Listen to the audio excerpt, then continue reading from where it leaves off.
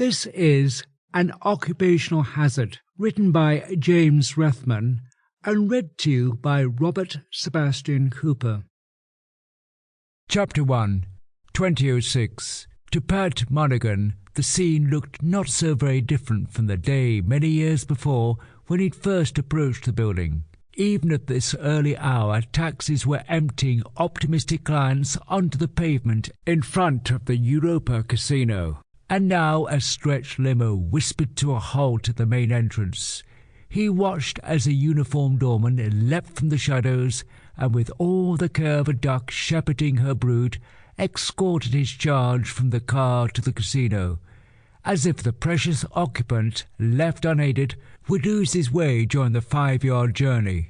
When he'd worked there many years before, the building had housed the Ventura Club. He grimaced. That name would forever be synonymous with all that was odious. To this day he was sure that someone connected with that club had been responsible for... He shook his head and refocused his eyes in the opposite direction, as if those actions alone could rid him of the haunting memories. The traffic here was unregulated by lights, so he was poised, waiting for a gap in the flow of vehicles, when someone grabs his arm. "Is that yourself, Pat Monaghan?"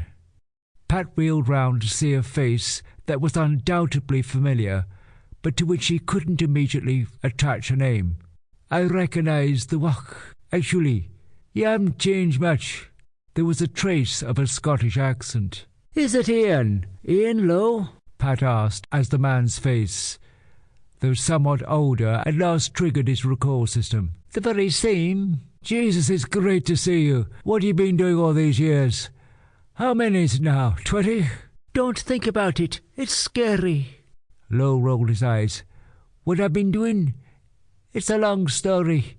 Actually, I've been to a conference on the new Gaming Act." "You still in the business?" "Funny you should ask that.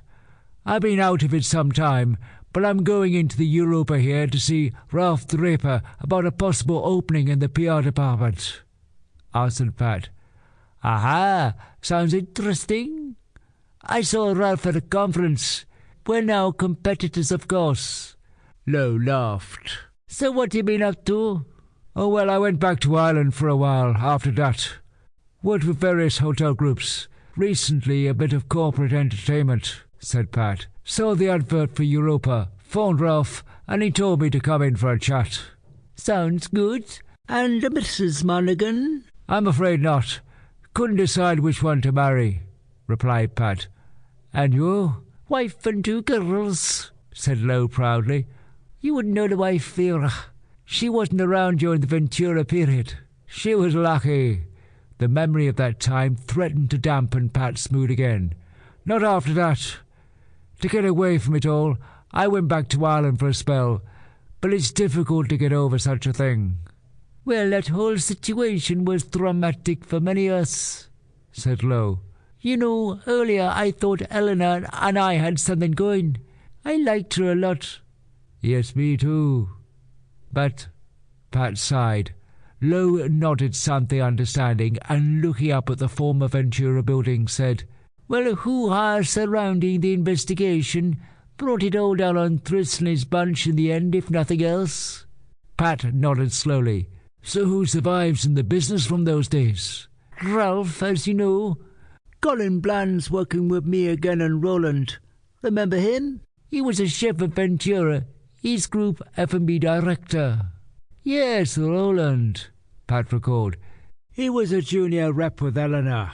And your other old flame, Carmen, wasn't it?" "Oh, Carmen. What a case she turned out to be. I thought she was a bit moody then, but..." Lowe shook his head with disgust. "Why, what do you mean?" "Roland found out what I didn't know, and she was one of that pimp Ahmed's girls, and he had her hooked on cocaine. Apparently, after she went out with him, she was trying, unsuccessfully, to break the habit.